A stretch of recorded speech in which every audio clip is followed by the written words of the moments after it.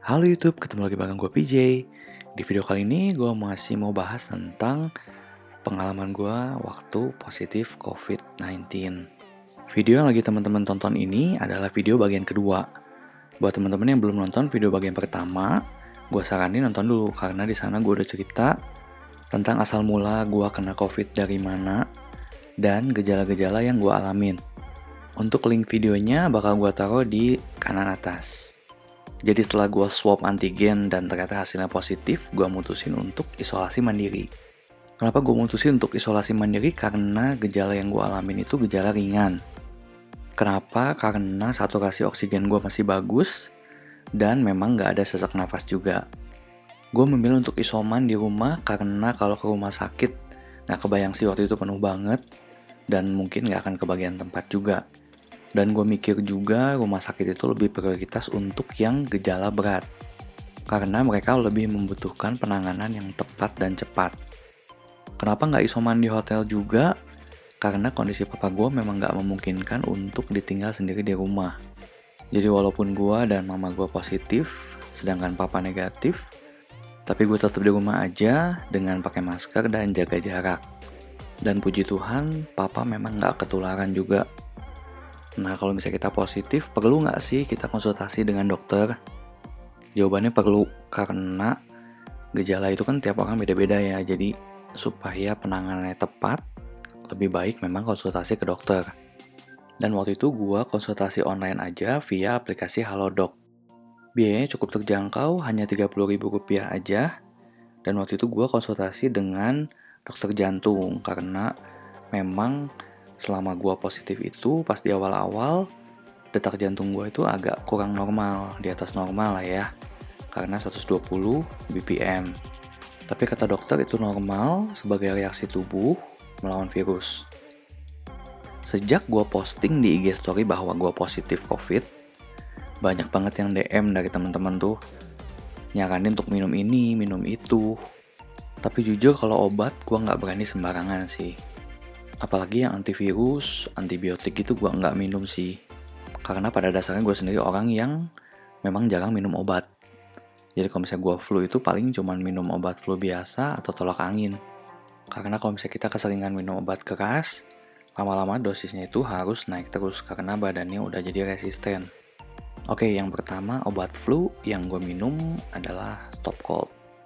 Ini gue minum waktu demam aja karena ada paracetamolnya juga. Dan gue satu hari hanya minum 2 tablet aja siang dan sebelum tidur. Yang kedua karena gue ada gejala batuk, jadi gue minum obat batuk. Gue minum OBH Kombi ini, dan satu hari gue hanya minum 2 kali siang dan malam. Dan setelah 14 hari ini gue hanya minum 1 kali aja. Yang ketiga gue minum tolak angin. Ini biasanya gue minum sebelum tidur juga, dan gue minumnya tuh dicampur sama air hangat. Jadi ke badan itu berasa hangat. Selain obat, gue juga minum beberapa vitamin. Vitamin yang pertama yang gue minum adalah multivitamin plus zinc. Yaitu gue minum yang Bicom Z. Ini gue beli satu stripnya itu 28.000. Alternatifnya bisa juga pakai Zegafit. Yang kedua, vitamin C. Gue pilih Vitalong C karena dia ada time release-nya. Jadi vitamin C-nya itu dilepas berkala. Alternatifnya bisa pakai ester C. Vitamin yang ketiga adalah vitamin D3 K2. Setelah gua googling, ternyata vitamin D3 itu harus dikombinasi dengan vitamin K2 supaya penyerapannya maksimal. Ini gua pilih yang kandungan vitamin D-nya itu 5000 IU. Mereknya Bronson. Ini 7 hari pertama gua minum 1 hari 1 kapsul. Oh ya teman-teman, hati-hati kalau misalnya beli vitamin online karena banyak vitamin yang palsu. Ciri-cirinya di kemasannya itu banyak bahasa Inggris yang salah ketik. Selanjutnya gue juga minum vitamin E. Ini gue pilih yang Natur E aja. Alternatifnya bisa juga pakai Ever E. Yang ini sama, selama 7 hari pertama gue minum 1 hari 1 kapsul.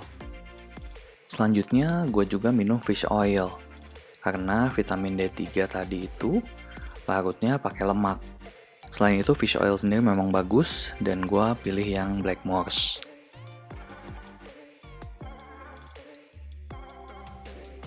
Selain vitamin tadi, gue juga minum beberapa suplemen. Yang pertama, gue minum madu dari HDI, Clover Honey. Ini sih gue dari sebelum positif COVID pun, setahun terakhir udah sering konsumsi Clover Honey. Karena ya madu manfaatnya memang bagus banget sih buat badan.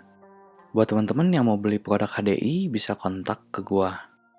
Yang kedua, gue juga minum Propolis dari HDI. Ini tuh ekstrak propolis, jadi masih produk dari lebah juga. Bagus banget buat daya tahan tubuh, karena antioksidannya ini tinggi banget. Selama 7 hari pertama, gue minum ini 3 kali 2 kapsul. Yang ketiga, gue juga minum Cordyceps dari Tiens. Yang ini juga bagus untuk imunitas, bahannya herbal dari China, dan bermanfaat juga untuk paru-paru dan jantung. Ini juga sama, selama setahun terakhir gue udah rutin konsumsi. Jadi daya tahan tubuh itu memang perlu dibangun, nggak bisa waktu sakit doang kita baru minum suplemen. Tapi kita juga konsumsi waktu kita masih sehat. Waktu kita positif COVID itu kan kita harus minum obat, vitamin, dan suplemen yang lumayan banyak. Nah kalau gue sendiri tuh, cara minumnya gini. Untuk vitamin, dalam 1 hari gue hanya minum 1 kapsul aja.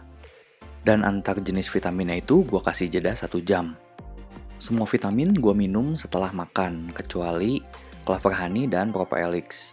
Karena vitamin dan obat yang kita konsumsi lumayan banyak, disarankan minum juga banyak air putih.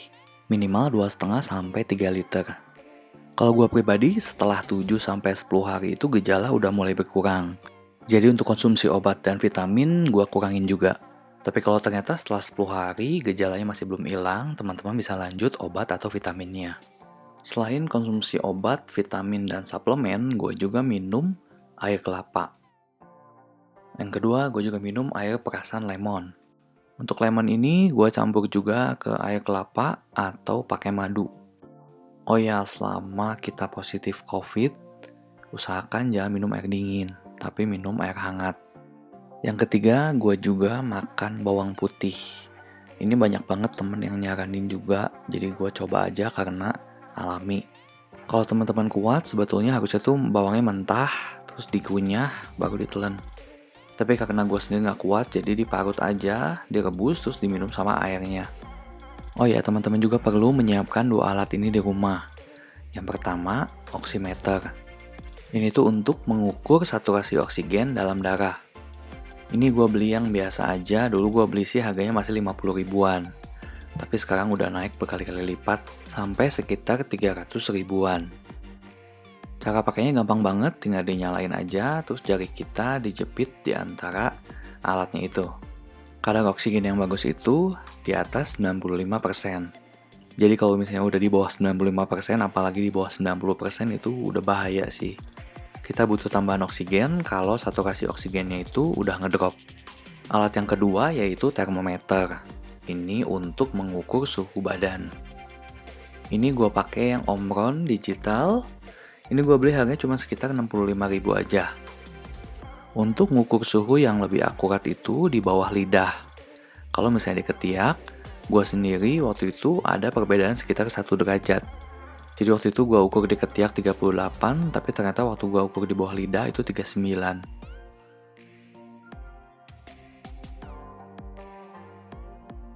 Selanjutnya, buat teman-teman yang ngalamin anosmia kayak gue, teman-teman perlu cuci hidung pakai water pulse ini. Ini gue beli seharga 60 ribu. Belum termasuk garamnya, harganya itu sekitar 3 ribu satu sachetnya.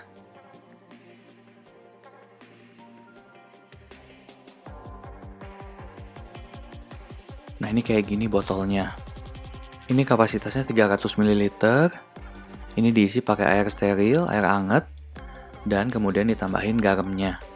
Cara pakainya gampang banget, kita cuma tinggal masukin misalnya di hidung sebelah kanan, nanti airnya bakal keluar di hidung sebelah kiri, dan sebaliknya. Nah ini dia garamnya ini garam khusus ya. Nah cara pakainya kurang lebih seperti ini. Gua lakukan cuci hidung ini 1 hari 1 kali, dan gua habis 10 saset, sampai akhirnya gua sembuh anosmianya. Terapi yang kedua yaitu pakai minyak kayu putih. Ini bisa diuap pakai air panas gitu, atau bisa juga ditetesin ke tisu dan disumpel ke hidung. Gue sendiri pakai cara ini cukup efektif. Waktu gue konsultasi di Halodoc, gue juga dikasih satu PDF yang isinya kayak gini. Mungkin informasinya berguna buat teman-teman. Kalau misalnya mau dibaca, tinggal di pause aja. Oh ya teman-teman, di sini gue hanya sharing pengalaman aja berdasarkan yang gue lakukan selama 2 minggu isolasi mandiri. Untuk lebih tepatnya mengenai obat, suplemen, atau vitamin, teman-teman bisa konsultasi ke dokter langsung. Terutama buat teman-teman yang gejalanya beda atau ada penyakit bawaan. Nah, sekarang gue mau bagi beberapa tips isoman ala gue. Yang pertama, paling penting jangan lupa berdoa untuk minta kesembuhan dari Tuhan. Yang kedua, kita harus pantau secara berkala suhu tubuh kita, saturasi oksigen, dan detak jantung. Dan selama isoman, usahakan kita itu jangan sampai stres dan panik. Mungkin kita bisa sambil nonton Netflix atau main game supaya nggak stres. Walaupun ada ejecsia dan anosmia, kita harus tetap makan yang banyak dan makan yang bergizi. Dan jangan lupa juga perbanyak konsumsi buah dan sayuran. Tiap pagi juga disarankan buat berjemur minimal 15 menit. Selama 10 hari pertama, teman-teman harus istirahat yang cukup. Dan kalau gue mulai olahraganya itu setelah 14 hari. Oke, sampai sini dulu video bagian kedua. Nanti bakal gue lanjut di video bagian ketiga, apa yang gue lakukan setelah beres isolasi mandiri. Thank you buat teman-teman yang udah nonton. Kalau misalnya ada yang mau ditanyain, boleh tulis di kolom komentar di bawah. Sampai jumpa di video selanjutnya. Thank you, bye-bye.